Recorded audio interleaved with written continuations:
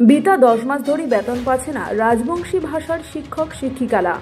বকেয়া বেতন দেওয়ার দাবিতে আজই বালুরঘাটের দক্ষিণ দিনাজপুর জেলা শাসক দপ্তরের আগপাখে গণ অবস্থান করে the greater Cooch Behar peoples association. আজই বালুরঘাট শহরত মিছিল করি তারপরে জেলা শাসক দপ্তরের আগপাখে বিক্ষোভ অবস্থানে সামিল হয় সংগঠনের সদস্যগিলা। জানা গেছে দক্ষিণ দিনাজপুর জেলার 16টা স্কুলত রাজবংশী ভাষায় পঠন পাঠনের বাদে 43 জন শিক্ষক শিক্ষিকা নিয়োগ করা হয় বিতা ডিসেম্বর মাসে। বিক্ষোভকারীগিলার অভিযোগ, বিতা 10 মাস হয়ে গেলেও এলা পর্যন্ত বেতন পায় নাই সব স্কুলের শিক্ষক শিক্ষিকারা। বকেয়া বেতনের দাবিত আজি দি গ্রেটার কোচবিহার পিপলস অ্যাসোসিয়েশনের ব্যানারত দক্ষিণ দিনাজপুর জেলা শাসক দপ্তরের আগপাখে গণ অবস্থান আরও পরবর্তীতে জেলা শাসকক স্মারকলিপি প্রদান করা হয়।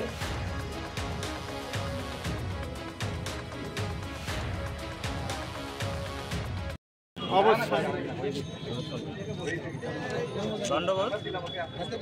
জয় জয় রাজবংশী, যথা ধর্ম তথা জয়।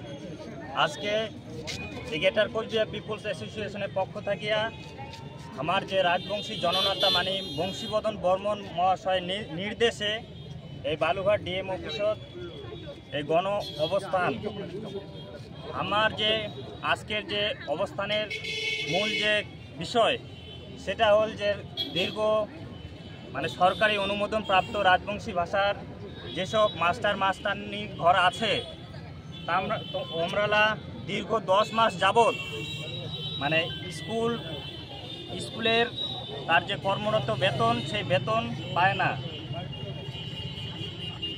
আমার দক্ষিণ দিনাজপুর জেলার পার্শ্ববর্তী যে জেলাগুলো আছে উত্তর দিনাজপুর, আলিপুরদুয়ার, কোচবিহার, জলপাইগুড়ি, ওই সব জেলাগুলো কিন্তু নিয়মিত বেতন পায়।